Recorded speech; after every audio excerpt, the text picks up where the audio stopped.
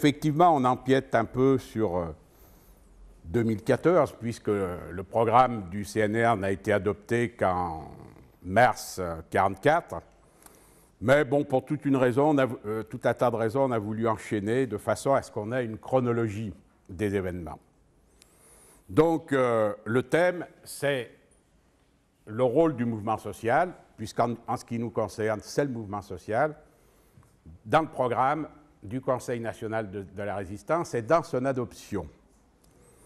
Parce que le mouvement social, et notamment Louis Saillant, qui a été le troisième président, je rappelle, Conseil national de la résistance, créé par Jean Moulin, puis ensuite Georges Bidault lui succède après son arrestation et son décès, jusqu'en mars 1944, où Bidault intègre le gouvernement provisoire, pardon. Et donc, à ce moment-là, c'est Louis Saillant qui, en mars 1944, lui succède jusqu'à la dissolution du Conseil national de la résistance en 1947. Et donc, Louis Saillant a joué un rôle important dans l'adoption de ce programme. On peut considérer trois périodes. L'année 1944, qui est l'année justement de l'adoption du programme du Conseil national de la résistance, du débarquement, et donc de la libération. Ensuite, 1945-1946, qui sont, si on pourrait dire, les jours heureux, et qui sont la période des grandes avancées, des grandes conquêtes. Et puis l'année 1947, déjà, le coup de frein et les reculs. Je crois que personne ne peut nier le rôle de Louis Saillant dans l'adoption de ce volet. Je précise d'ailleurs que tous les points du programme devaient être adoptés à l'unanimité. Mais enfin, quand même, si quelqu'un doutait que le mouvement social n'est pas pour partie et grande partie dans ce programme, je vous dirai pourquoi, d'ailleurs, on peut le démontrer assez facilement. Alors voilà, je lis. Le droit au travail et le droit au repos, notamment par le rétablissement de l'amélioration du régime contractuel du travail. Un réajustement important des salaires et la garantie d'un niveau de salaire et de traitement qui assure à chaque travailleur et à sa famille la sécurité, la dignité et la possibilité d'une vie pleinement humaine. La garantie du pouvoir d'achat national par une politique tendant à une stabilité de la monnaie. La reconstitution des libertés traditionnelles, d'un syndicalisme indépendant doté de larges pouvoirs dans l'organisation de la vie économique et sociale. Un plan complet de sécurité sociale visant à assurer à tous les citoyens des moyens d'existence dans tous les cas où ils sont incapables de se le procurer par le travail, avec gestion appartenant aux représentants des intéressés et de l'État.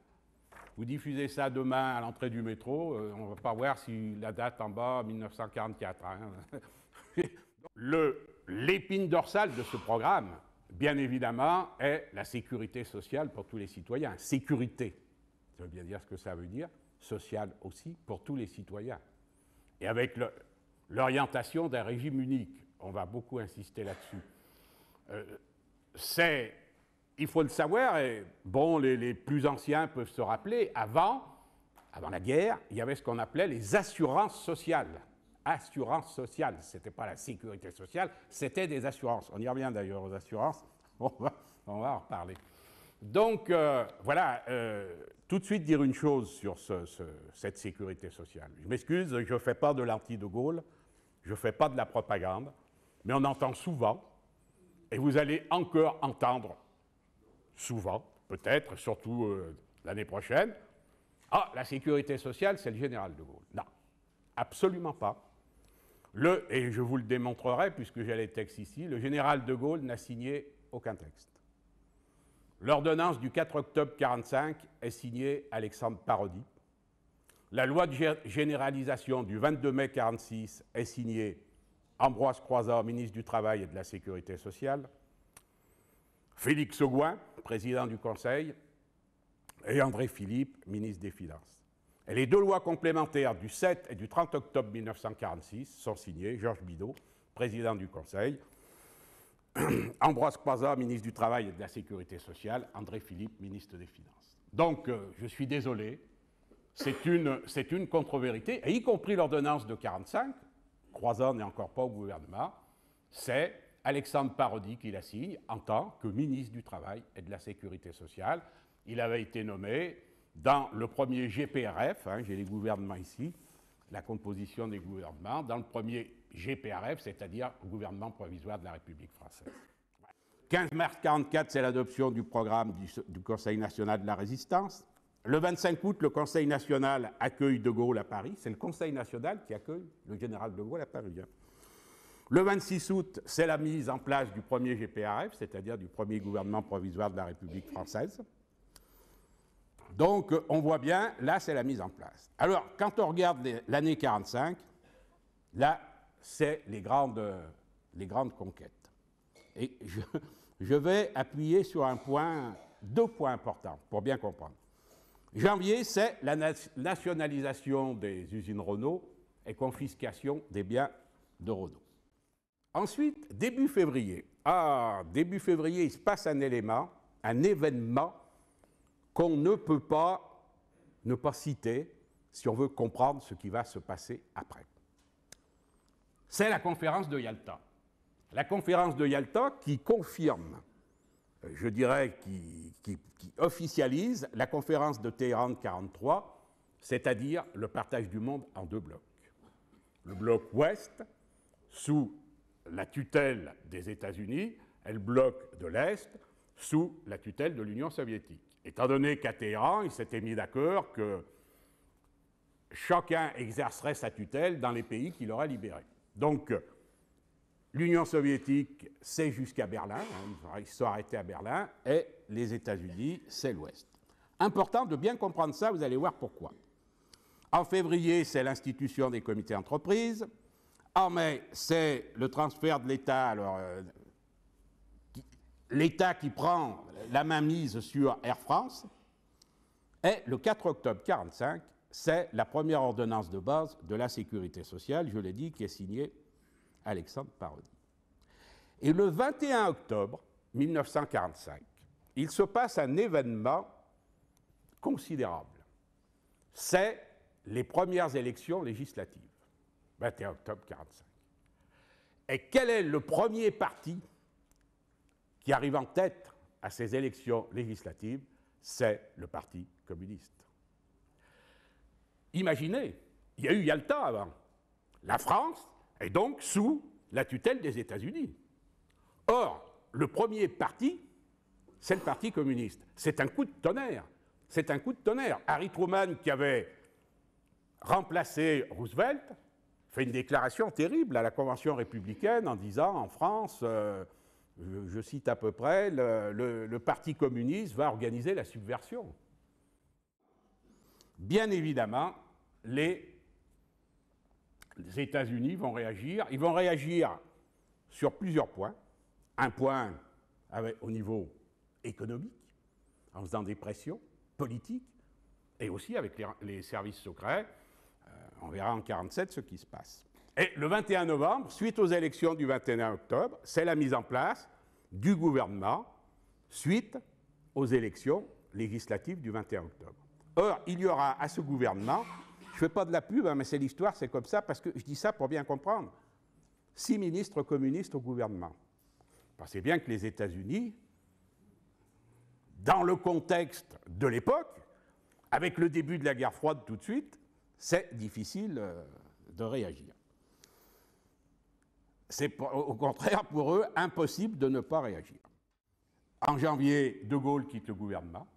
En janvier 1946, il quitte le gouvernement. Ça veut dire que lorsque la loi de généralisation de la sécurité sociale du 22 mai 1946 est votée, il n'est plus au gouvernement. Il n'est plus au gouvernement. C'est pour ça que c'est important, j'ai dit tout à l'heure, je ne fais pas de l'anti-De Gaulle, je remets l'histoire à la place et dans le contexte. Donc, février, c'est le rétablissement de la loi sur les 40 heures. Mars, nationalisation EDF, GDF. Avril, nationalisation des grandes compagnies d'assurance. On y revient. Les banques, ça avait été fait plus tôt. Et le 22 mai, donc on renaît dans notre chapitre, la loi de généralisation sur la sécurité sociale. Alors, cette loi du 22 mai 1946, elle est extrêmement importante. Parce que tout à l'heure, je vous ai parlé d'un régime unique. Et quand on regarde à l'article 29, par dérogation aux dispositions de la présente loi, les personnels des branches d'activité ou d'entreprise prévues au deuxième alinéa de l'article 17 de l'ordonnance du 4 octobre 1945 demeurent provisoirement soumis aux dispositions législatives ou réglementaires qui fixaient les règles de leur propre régime. Ça veut dire qu'en clair, les régimes spécifiques subsistent provisoirement. Et c'est aussi marqué dans l'ordonnance de 1945, je ne sais plus quel article, voilà. Hein. C'est dans les dispositions générales. Alors il y a le premier paragraphe, il reprend ce que disait le Conseil national de la résistance. Dans le troisième paragraphe, il dit que des lois ultérieures préciseront les modalités et c'est l'article 17, sont provisoirement soumises à une organisation spéciale de sécurité sociale, les branches d'activité ou entreprises énumérées par le règlement général, etc., etc. Donc, on voit bien que ces régimes spéciaux, parce qu'il fallait, bien évidemment, aligner, et on va le retrouver dans la fin du discours de croisade du 4 mars 1947, par le haut, parce qu'il n'était pas question de tout de suite pouvoir aligner, il fallait les moyens, et donc l'orientation était un régime unique, aligné par le haut.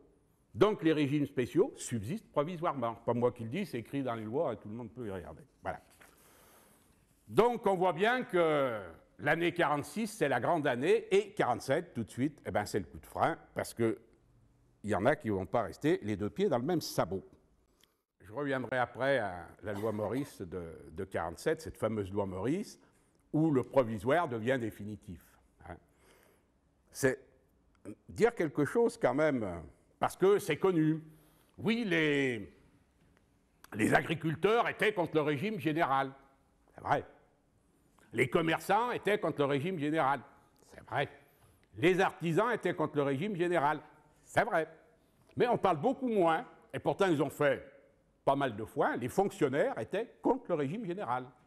Ils ont même organisé un référendum où à 56%, ils se sont prononcés contre le régime général. Mais alors, le bouquet, ça on va le voir après avec les textes et les débats parlementaires, hein, je lirai, c'est pas contestable. Et c'est marqué in extenso.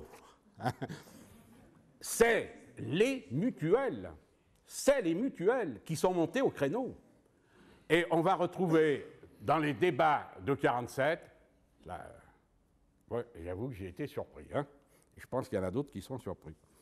Donc voilà, j'avais marqué opposition des mutuelles au régime unique, c'est la loi Maurice de mars 1947, le provisoire devient définitif. Le 12 mars 1947, Truman, encore lui, s'inquiète de la représentation du Parti communiste français et va mettre en place des pressions dès 1947, même on peut dire dès fin 1946, puisque le ministre du Travail et de la Sécurité sociale avait été placé sous la tutelle du ministre des Finances. Et là, ça va être aussi les fameux services secrets qui vont organiser, parce qu'il y a d'un côté, il y a 6 ministres communistes au gouvernement, ce qui les gêne, mais de l'autre côté, il y a une CGT en 1946 qui pèse 5 millions d'adhérents, avec à sa tête un certain nombre de représentants communistes. Je ne fais pas de la pub, hein, je fais l'histoire, je suis désolé. Et donc, un agent des services secrets, je l'ai écrit, et j'ai donné le premier exemplaire au secrétaire départemental des Faux, ça fait déjà quelques années, puisque c'était en 2007, au moment de... on n'a pas eu de procès, donc ça doit être vrai, qui a pour nom Irwin Brown, qu'un certain nombre connaît, qui va prendre contact avec les représentants de la CGT, dont Léon Jouot, qui va partir aux États-Unis, et qui va fonder, dès son retour des États-Unis, à l'intérieur de la CGT, un journal de tendance qui s'appelle Force ouvrière. Et il y aura, en décembre 1947, une scission à la CGT, avec 5 secrétaires confédéraux qui vont quitter la CGT, Jouot, Neumeyer, Bouzanquet, Bottereau, Delamer, qui vont quitter la CGT et qui créeront, en février 1948, le syndicat Force ouvrière. Irwin Brown a bien travaillé, et les États-Unis ont bien travaillé. Enfin, quand je dis bien, tout le monde comprendra que ce n'est pas ce que je pense. Mais et bien évidemment, pour clôturer le tout, 2 mois après la loi Maurice, j'avais gardé pour la fin, de mars 1947, il y aura en mai, exactement 2 mois jour pour jour, le 4 mai, l'exclusion des ministres communistes du gouvernement, toujours sous la pression des États-Unis et la menace toujours de la finance et, comme on dit, de fermer le robinet. Alors maintenant, on va voir les débats parlementaires sur la loi Maurice, donc on est tout à fait dans le sujet. Ah, vous allez voir, c'est ça. Alors d'abord, c'est M. Abel Durand, rapporteur de la Commission du travail sur la sécurité sociale. Alors, mesdames et messieurs, donc il propose donc cette fameuse loi Maurice. Alors il dit, elle vise seulement à y apporter quelques retouches sur des points nettement délimités, points secondaires, dont l'intérêt pratique et la portée morale ne doivent pourtant pas être sous-estimés. Il s'agit de donner quelques satisfactions à la mutualité, dont le rôle fut capital dans la mise en place des assurances sociales en 1930 et au cours des années qui ont suivi. La mutualité se plaignait d'avoir été totalement écartée par l'ordonnance du 4 octobre 1945 du fonctionnement de la sécurité sociale. Alors, il peut être fait appel aux sociétés de secours mutuels pour l'accomplissement des missions qui incombent, etc., etc. La mutualité avait protesté avec vigueur contre ces dispositions qui organisaient, croyait-elle, un empiètement sur le domaine de la prévoyance libre, une concurrence faite à la mutualité dans des conditions qu'elle estimait particulièrement dangereuses. À la commission instituée en juin 1945 pour étudier le projet, qui est devenu l'ordonnance du 4 octobre 1945, les représentants de la mutualité s'étaient efforcés en vain de faire écarter les articles 39 et 40. Je sais qu'il est dans le désir de M. le ministre du Travail et de la Sécurité sociale, comme de son prédécesseur, M. Parodi, auteur de l'ordonnance du 4 octobre 1945, que cet essor ne soit pas rompu. L'accord que M. le ministre du Travail a donné au texte qui vous est soumis, l'appui même qu'il a apporté à cette proposition de loi, sont aux yeux des mutualistes la confirmation, la réalisation des intentions déclarées de M. le ministre du Travail, réitérées devant le Conseil supérieur de la mutualité. Je me plais à le souligner devant M. le ministre du Travail, cette portée morale de son adhésion à la proposition de loi. Donc ensuite, c'est M. Bernard Lafay. La parole est à M. Bernard Lafay.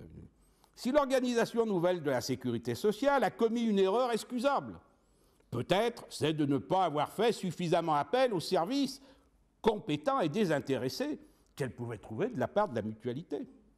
Certes, l'article 6 de l'ordonnance du 4 octobre 1945 portant organisation de la sécurité sociale prévoyait qu'en vue du service des prestations des caisses primaires, de faire appel occasionnellement à des sociétés de secours mutuels. Devant les difficultés rencontrées, et conscient à ce moment de l'aide qui peut être apportée par les institutions mutualistes, les organismes de sécurité sociale se sont préoccupés de ramener à eux une mutualité quelque peu négligée antérieurement et de rechercher par quelle voie il leur serait possible d'assurer son concours. Alors après, on a Mme Brisset. La parole est à Mme Brisset. Mme Brisset. Après avoir pris connaissance du texte de loi tendant à modifier l'organisation de l'administration de la sécurité sociale, dans l'intérêt de la mutualité, le groupe communiste apporte son accord le plus complet au texte voté par l'Assemblée nationale et il se félicite de l'accord qui a été réalisé ce matin. Monsieur Pujol, lui c'est le groupe socialiste. Mesdames et messieurs, le groupe socialiste votera le texte présenté au nom de la commission de travail par M. Abel Durand. En théorie, nous sommes opposés à toute modification de la loi et des décrets antérieurs, qui, ainsi que le rappelait M. Abel Durand, forment un code. Nous sommes persuadés en effet que cette loi doit faire un tout et mettre au-dessus des particularismes un grand principe, celui de la solidarité nationale. Mais nous acceptons de tout cœur l'amendement de M. Maurice qui apporte plus de souplesse à la gestion des caisses locales et qui, d'autre part, donne à la mutualité une place qui lui revient de droit à cause des services qu'elle a rendus depuis plus d'un siècle aux classes laborieuses. Alors, après, c'est Madame Devaux. Alors, Madame Devaux, qu'est-ce qu'elle dit, Madame Devaux? Dit, à l'Assemblée nationale, M. Maurice n'a pas manqué de regretter cette lacune, difficilement explicable, que l'on peut cependant justifier par les difficultés techniques d'une mise en place. Mais nous avons l'impression que cette mise à l'écart cadre plutôt avec le texte de l'ordonnance du 19 octobre 1945, d'après lequel la généralisation du système d'assurance obligatoire enlève une très large part de leur raison d'être aux institutions de prévoyance mutualiste. D'autre part, ajoute l'ordonnance, la vitalité, l'élan de la mutualité, étroitement lié à un effort volontaire et libre, risque à la longue de se trouver affaibli et de perdre une partie de leur efficacité dans le cadre d'une organisation essentiellement obligatoire. Je suis très heureuse de pouvoir rappeler à cette tribune les paroles que M. le ministre du Travail a prononcées à l'Assemblée nationale lorsqu'il nous a ouvert des perspectives très larges sur le rôle de la mutualité. À maintes reprises, a-t-il dit, la mutualité française s'est plainte que l'application du plan de sécurité sociale allait restreindre son champ d'action. J'ai moi-même assuré à ses représentants que nous tendions constamment à lui assurer les moyens de rendre encore de grands services à la sécurité sociale. Nous serions heureux, Monsieur le ministre du Travail, que vous nous confirmiez ce jour vos intentions d'accepter le concours le plus large de la mutualité sans aucune arrière-pensée. Monsieur le Président, la parole est à Monsieur le ministre du Travail et de la Sécurité sociale, Monsieur Ambroise Croizat, ministre du Travail. Mesdames et Messieurs, je tiens tout de suite à vous remercier, d'abord Monsieur le rapporteur et aussi les représentants des différents groupes qui, à quelques nuances près, ont conclu à l'adoption du projet qui a été présenté. Je voudrais ici, sans m'étendre trop longuement, appeler votre attention sur l'importance de ce projet qui, certes, n'est pas encore entièrement satisfaisant, mais constitue une étape vraiment bonne et aboutit à donner satisfaction dans les circonstances actuelles aux représentants de la mutualité française. À ce sujet, je dois rappeler à cette tribune qu'à maintes reprises, j'ai eu l'honneur de prendre contact avec les dirigeants de la mutualité française. J'ai constaté, au début même de mon activité au ministère du Travail et même à celui de l'application du plan de sécurité sociale, je ne veux pas en rechercher les causes et les origines, des réserves assez précises de la part de certains dirigeants de la mutualité. Nous avons donc discuté très longtemps. Il fallait d'abord faire disparaître les inquiétudes et les réserves qui auraient pu subsister. Et ces derniers temps, nous avons abouti à l'accord que vous devez aujourd'hui consacrer par votre vote. Je vais relire 2 fois ça. Il ne s'agit pas de discuter s'il s'agit d'un compromis ou d'un accord. Admettons que ce soit un compromis, mais ce compromis modifie tout de même une situation ou un état de choses. Je relis, il ne s'agit pas de discuter s'il s'agit d'un compromis ou d'un accord. Admettons que ce soit un compromis, mais ce compromis modifie tout de même une situation ou un état de choses. Il faut replacer les choses dans leur contexte. Je l'ai dit, il y avait, depuis la fin 1946, la tutelle du ministre du Travail et de la Sécurité sociale, mise sous tutelle du ministre des Finances. Il y avait la pression considérable des États-Unis. Et 2 mois, jour pour jour après, les ministres communistes étaient exclus du gouvernement sous prétexte qu'ils avaient apporté leur soutien aux grèves, notamment des travailleurs de chez Renault. Il faut s'interroger la position de la mutualité. Quelles conséquences hier, aujourd'hui et demain? Et là, on rejoint la loi sur l'ANI, où j'ai entendu dire, y compris par des... Je ne garderai bien de porter quelques critiques que ce soit. « Oh, c'est bien, le patron, il va prendre une partie à son compte de ma mutuelle, de la mutuelle. » Ouais. Sauf que... Alors, le débat, je sais que j'ai été quelquefois accroché assez vivement par des représentants de la mutualité. Ce n'est pas une attaque contre eux. Je sais qu'il y a des collègues qui sont dans les conseils d'administration des mutuelles et qui font ce qu'ils peuvent pour défendre les intérêts des salariés. Et puis que de toute façon, aujourd'hui, on ne peut pas s'en passer. C'est bien là le problème. Mais quand même, on s'est drôlement éloigné de l'esprit du Conseil national de la résistance aujourd'hui. Hein? Parce que quand on me dit « Ah mais les mutuelles, ce n'est pas des assurances ». Ah. Alors, si ce n'est pas des assurances, quand une mutuelle a un régime optionnel, dites-moi ce que c'est. Quand on a des options et qui fait que plus on paye de cotisations, mieux on est remboursé, donc mieux soigné. On n'est plus dans l'esprit du Conseil national de la résistance, du régime qui disait on cotise selon ses moyens et on est soigné suivant ses besoins. Or, aujourd'hui, la réalité, c'est que petit à petit, on est soigné, et je dirais même de petit à petit, suivant ses moyens. Ça veut dire que si on a les moyens de payer des cotisations qui sont des cotisations très élevées, on est hyper bien soigné. Si on a, pardonnez-moi l'expression, une mutuelle, m'excuse auparavant, de merde comme moi j'ai, hein, ben, à part le forfait hospitalier, le reste, les dents qui me manquent, là, je n'ai pas les moyens de les faire mettre, pas plus que les appareils dans les oreilles. Donc, on voit bien que il y a, et je ne suis pas Madame Soleil, mais on sait bien que dans 4 ou 5 ans, il y aura 4 grands groupes d'assurance qui auront repris tout le truc. Quand on sait que le régime général de la sécurité sociale, c'est 1,5 fois le budget de l'État, et qu'aujourd'hui, le budget des assurances tout regroupé, c'est énorme.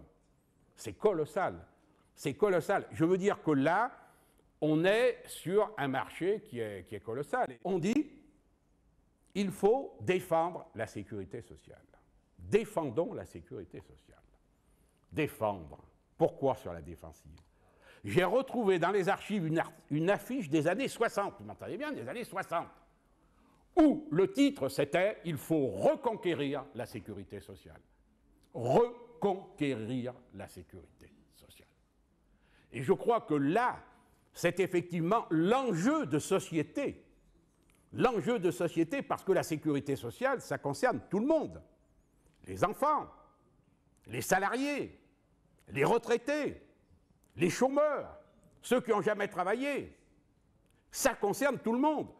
On est aujourd'hui en face d'un enjeu de société qui est la reconquête de la sécurité sociale telle que l'avait pensé le Conseil national de la résistance. Voilà, le débat est ouvert, vous voyez, nous avons...